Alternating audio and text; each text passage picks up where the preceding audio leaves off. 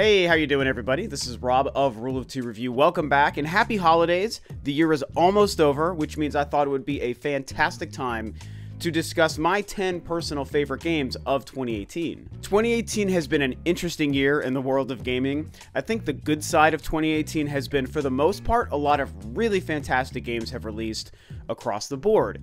It's also been a year with probably more controversies in it than I can remember over the last probably decade. I mean, there was a lot of stuff to be talking about, and I don't really want to go into any of that, like the big news stories, the controversies, the people who messed up, the companies who got themselves in trouble, everybody who did dumb things, because man, there was plenty of that, and there's even still some of that going on right now as of the time of the recording of this video.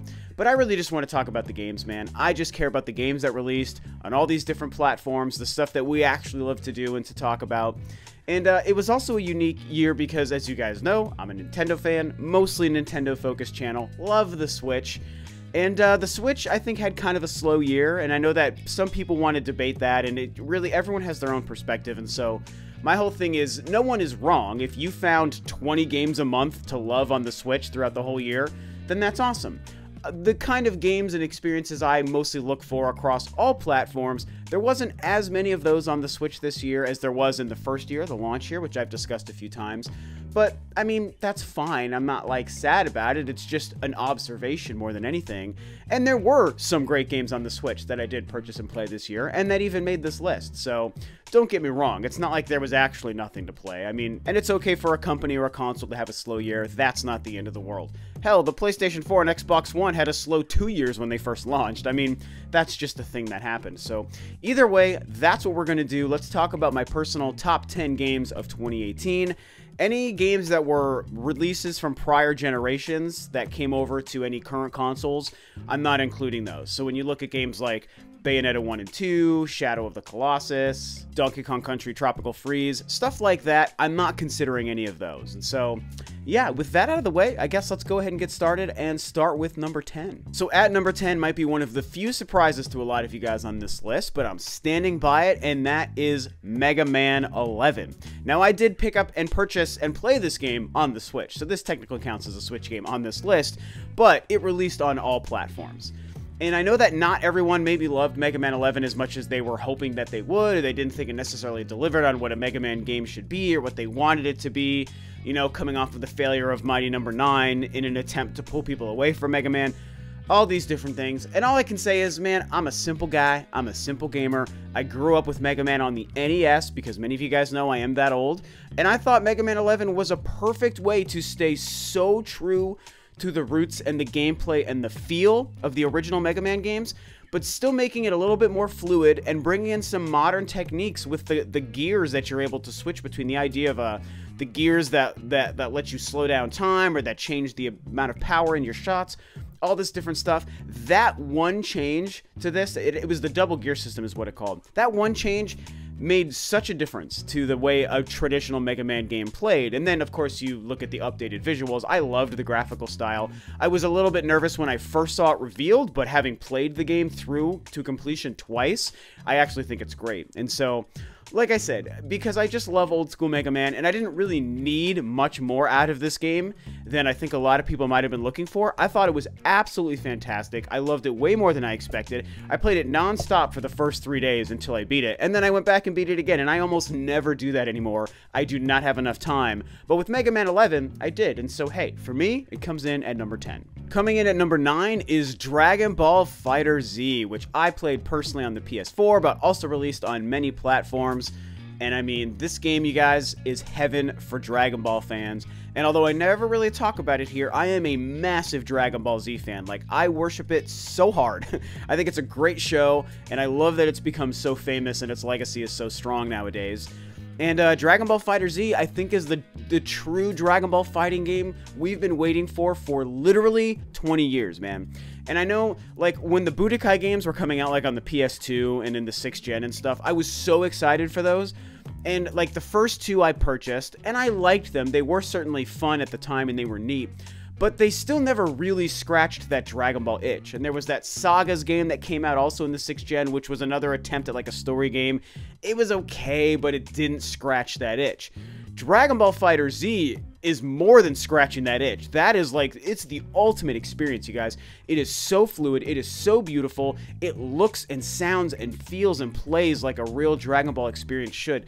I cannot believe how well they captured the crazy kinetic non-stop energy and the speed and the quickness of a Dragon Ball fight from the show, and they put it into this game, and it controls beautifully. Like, it's perfect. I don't know how else to say anything else about this game. I mean, I haven't enjoyed a one-on-one fighting game like this in a long time. And I do love one-on-one fighting games. I also grew up on those, obviously, as a child of the 80s and 90s. And I think Dragon Ball FighterZ is one of the best one-on-one fighting games I've ever played. And it's got all the Dragon Ball Easter egg fan servicey goodness you could possibly want. I mean, I would like a couple more female characters to fight with. I know there's not really that many to pick from in the Dragon Ball universe, but I think that they could have found a way to do something, and I don't know. But right now, you only have Android 18, and, you know, like, she is the only really prominent female fighter in Dragon Ball. Like, I get that. You could bring in Pan, you could bring in, like, young Chi-Chi. I don't know. You could have done something, but either way, at the end of the day, it's just such a damn good game, man. So, surprisingly, it comes in at number 9. Coming in at number 8 is Detroit Become Human for the PlayStation 4. Now, I discussed this concept also throughout the year. I think around the time Detroit and some other games were launching.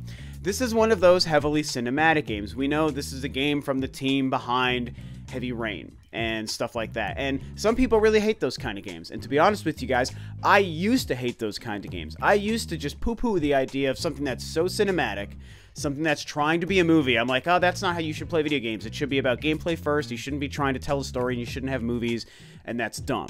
But I have long since outgrown that, in my opinion, very immature perspective, and I realize that nowadays, the cinematic experience, like what a Detroit Become Human is, or an Until Dawn, or, you know, even games like Uncharted or whatnot, I think that they have a place because, to me, they've become just another genre of game, the same way a shooter is a genre, an RPG is a genre, a strategy is a genre, an open world is a genre. And so we all like different genres. Some we like, some we don't. Some people might not like the cinematic experience, and that's fine. You know, I don't really like strategy games, but that doesn't mean strategy games aren't good games for people who like them. And so for me, that's the category I put games like Detroit in. And so after that long little spiel, when it comes to Detroit, it is magnificent. This is the kind of game that I played with my girlfriend, mostly me playing and she watching, but we treated this like a week-long movie where we would turn it on for a couple of hours every night when we come home from work and we're hanging out together.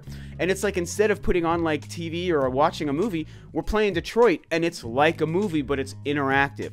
We're sharing the experience, we're sharing the story of the characters, we're sharing the choices and the decisions, and we're sharing all these outcomes that we created as we went through it.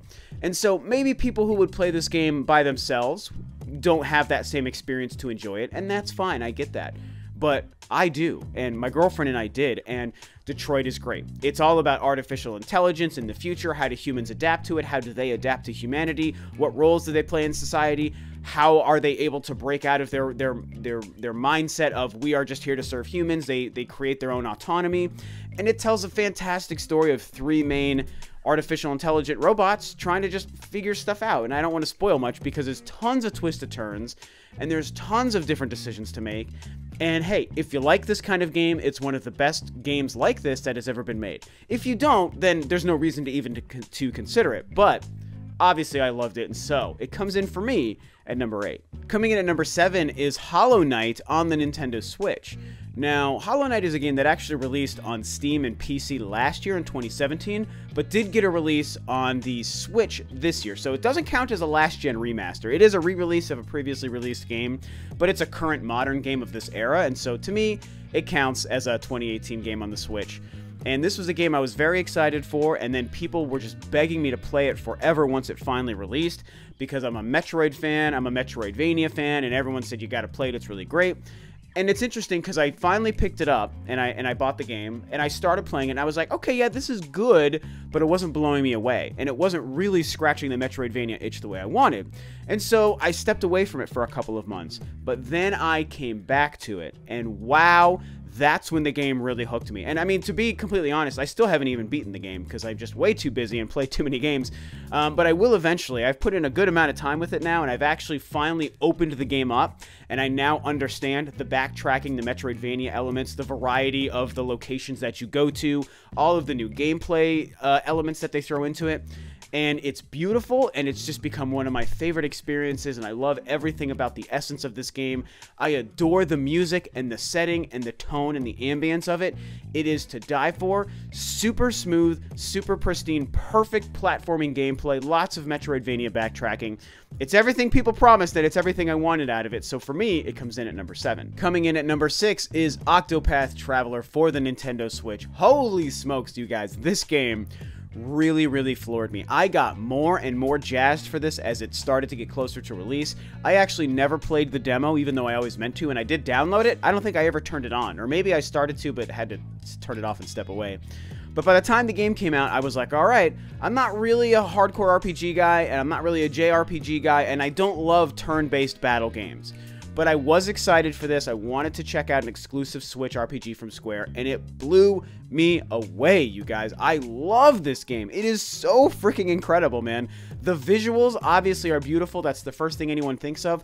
But for me, what I like about it is that it turned a type of gameplay style that I don't traditionally like, which is turn-based, into something that I like. I love the simplistic approach and the simple formula of it, and the way it kind of like cues up who's going to attack from your team, your party, or the enemy party on the top, and you can strategize some of your moves that allow you to sort of switch around and change what the order is going to be, so you can prevent certain damage to your party, or you can get the damage that you're planning on the enemy party in the right way and in the right times, and just, I don't know, stuff that I don't ever really experience because I don't like turn-based stuff, but this game did so perfectly. I loved it. My one complaint about this, you guys, truly the only thing that I have an issue with when it comes to this game, is the random battles. And I just have always hated the idea of random battles. The few games I've played that have them, I hate.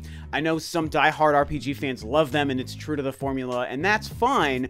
I'm just going to say, for me, I really dislike them, and this game does have them, and it's the one thing I wish I could change, and it's probably the thing keeping it from being even higher on this list. But at the end of the day, it's a great story, great characters, great graphics, great gameplay. I love this game, and so it comes in here at number 6. And at number 5, we have Dead Cells, also which I played personally on the Switch, but released on many platforms. And anyone who's been following me for a couple of months or longer, you guys know how much I was into Dead Cells when this game came out. I couldn't stop talking about, or thinking about, or playing this game. This is the Metroidvania experience I want.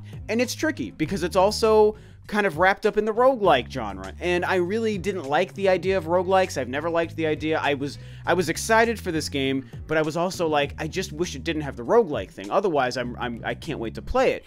But when I did finally pick it up, and I picked it up physically, by the way, which I'm very glad that I did, and I played it, I realized how they incorporate the roguelike nature, and it is perfect for this game. And on top of some of my favorite graphics I've seen in 2018, and just great gameplay. And it doesn't really have, you know, people call it Metroidvania. The one thing I'll say is it's not really big on the backtracking element. It's more just on the gameplay, but there's such a variety to the gameplay. The way you level up, the way you collect cells to level up your abilities and your weapons and stuff between worlds. And what's great is, even when you die and you go back to the beginning and you lose everything you have, how you've leveled up does remain. So that's how they have this great combination of actual progression and a roguelike penalty for when you die. It's just the perfect combination of everything. Love the music, love the graphics. The gameplay is to die for in this game. And so this game came in for me at number 5. Now, coming up to number 4, we get to really the trickiest part of this, because these last few games are all so good. I was really struggling to figure out how I wanted to place them, but I ultimately settled on this. So for me, for number 4 is SpiderMan on the PlayStation 4. Now, this game was almost like number 2. I never really was going to make number 1, but this game was really high on my list. And make no mistake, it's incredible. We all know how great it is. You've seen the reviews. You've maybe played the game. You know how great it is. Everyone is in love with Spider-Man right now, and rightfully so. And this game, wow. I just can't say enough about how much I love this game.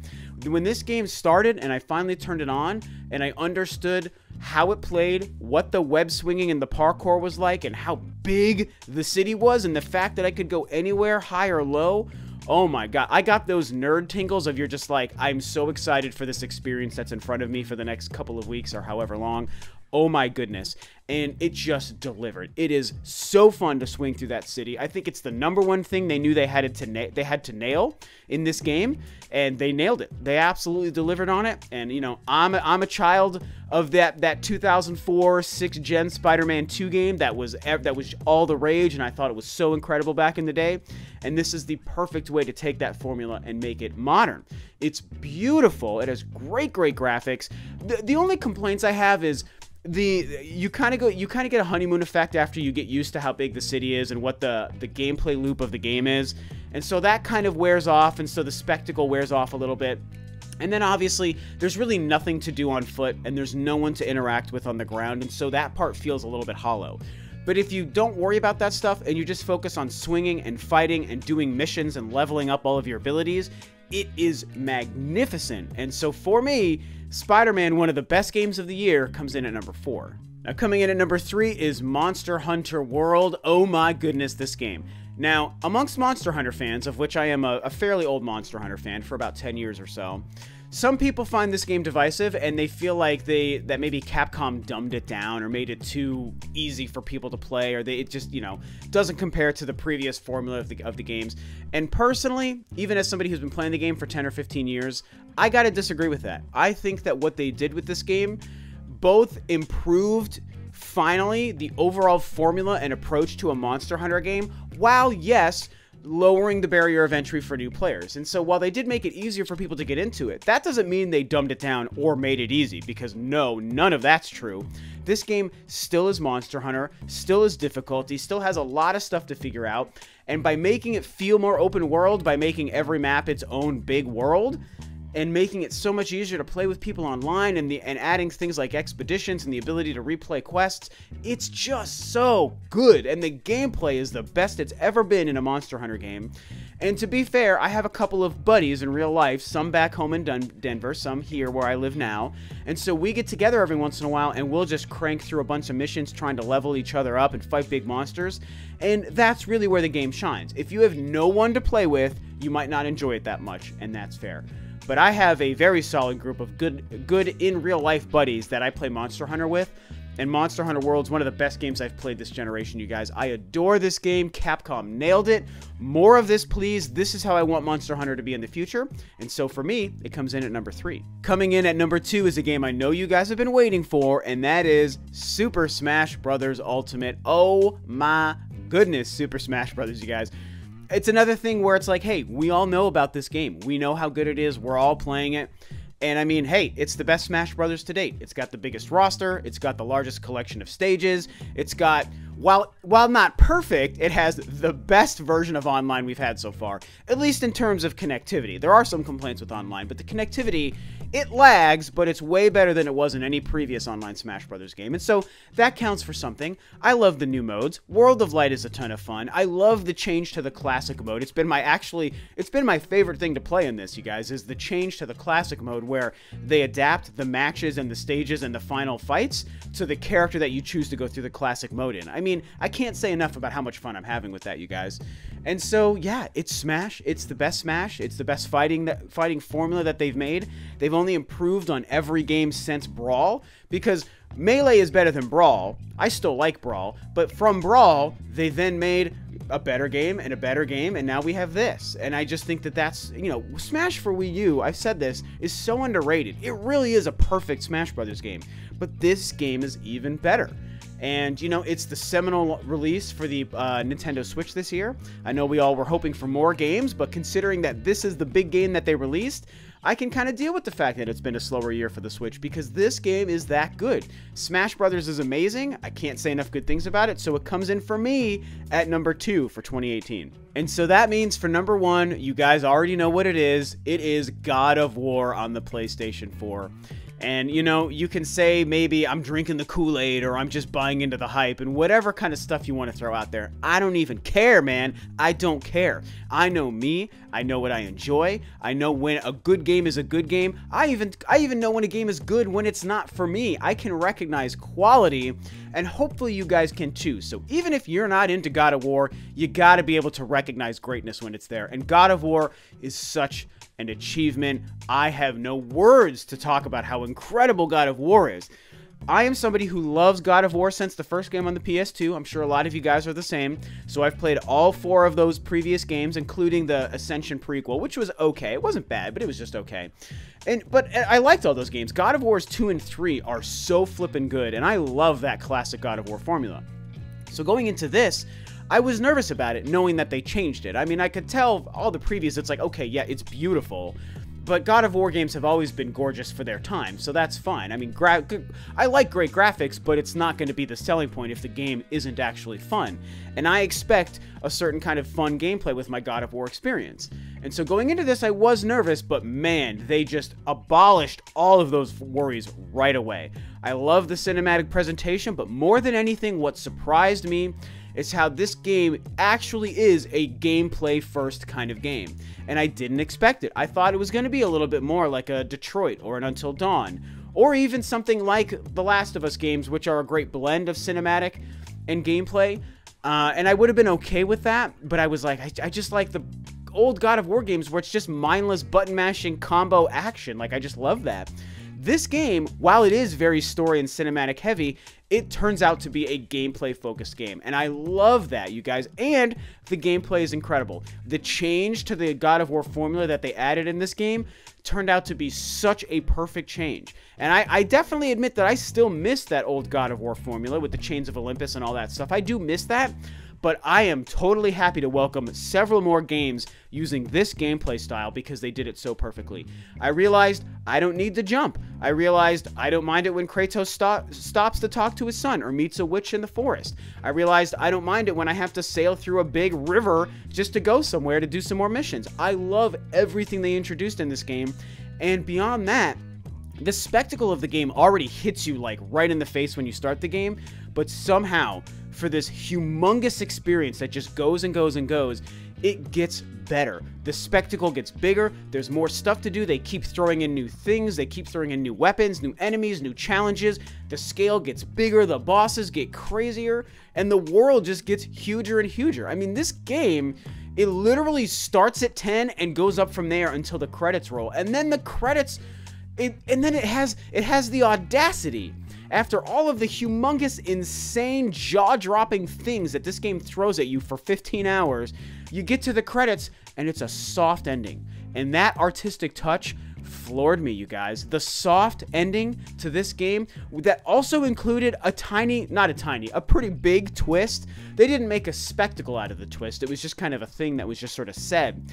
But it's like, oh my goodness. And the credits roll, and you're still walking and talking, and you're going back to the world to continue to play the post game while the credits are rolling. I mean, you guys, if there's ever been a quintessential 10 out of 10 experience, it's God of War. And there are other games that I call 10s out of 10s, don't get me wrong. But God of War, I mean, I don't know. If you guys can't tell, I'm just gushing. Like, this game did everything I could have dreamed I wanted it to do and more. And so I will stop gushing, and I'll just finish this and say God of War, incredible. One of the best games I've played ever since I've been playing video games. I mean, really, it is an unbelievable achievement. And so for me, without question, it's my #1 game for 2018. Whew, so there you go. That's my list. The top 10 games of 2018, according to me.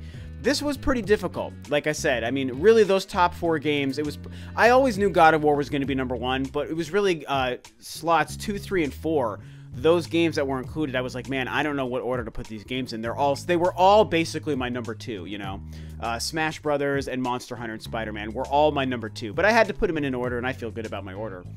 So yeah, that's my list. You know, of course, reminder, I'm just one guy. I don't play everything. I don't play all the indie games in the world. I didn't play Red Dead Redemption. So there are a lot of huge games that maybe you were hoping would make this list, but either A, I didn't like them because there was a couple of duds that I played this year. I was very excited for. Some games really disappointed me. Mario Tennis and Tomb Raider come to mind. for the most part, games weren't really good, but I ended up just, I don't know. There's a lot of games I don't play, man. Like, I'm a busy guy, and I play so many games on all 3 consoles, I don't have time for everything, so...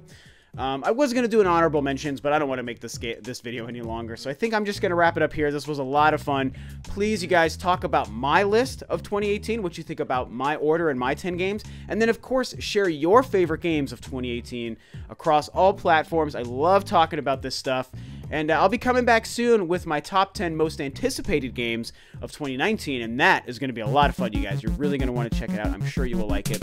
And with that being said, this video is a wrap. Thanks, of course, as always, for tuning in, guys. This is Rob of Ro2R Review, and I'll catch you next time on another video.